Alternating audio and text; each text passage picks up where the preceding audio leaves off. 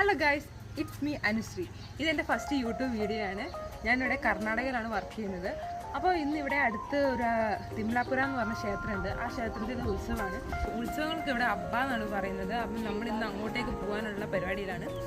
ഞാൻ ഇതുവരെ ഇവിടുത്തെ ഉത്സവങ്ങൾക്കൊന്നും പോയിട്ടില്ല, ആദ്യമായിട്ടാണ് പോകുന്നത്. നമുക്ക് ഡീറ്റെയിൽ ആയിട്ട് വീഡിയോ കാണാം.